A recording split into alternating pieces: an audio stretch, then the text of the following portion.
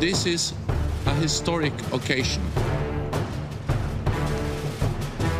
It has been a long journey. Thank you so much.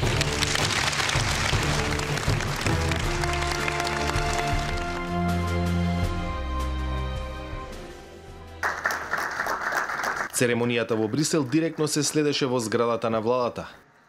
Денешниот ден е еден од оние денови кои веќе се дел од модерната историја и како таков ќе биде составен дел од историските учебници. Настанот се следеше и во Американската амбасада во Скопје, од каде стигнаа честитки за историскиот чекор.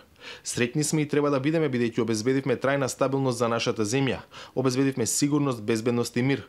Прогресот и развојот сега се незапирливи, порача премиерот Заев во честитката до граѓаните. Секој успех на Република Македонија го поздравувам, иако Заев го направи на недостоинствен начин. Тргуваше со нешто што минатите генерации го платиле со своите животи и го направи тој чин недостоинствен, рече лидерот на опозицијата Христијан Мицкоски. Честитка, но и опсежна анализа што понатаму дојде и од екс-премиерот бегалец Никола Груевски.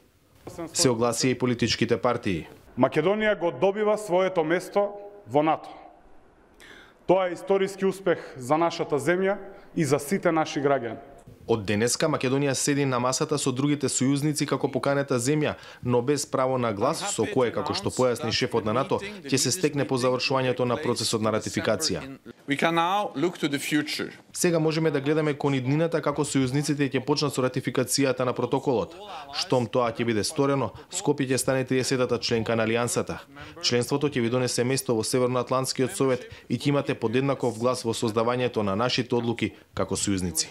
За Гласот на Америка од Скопје, Владимир Мирчевски.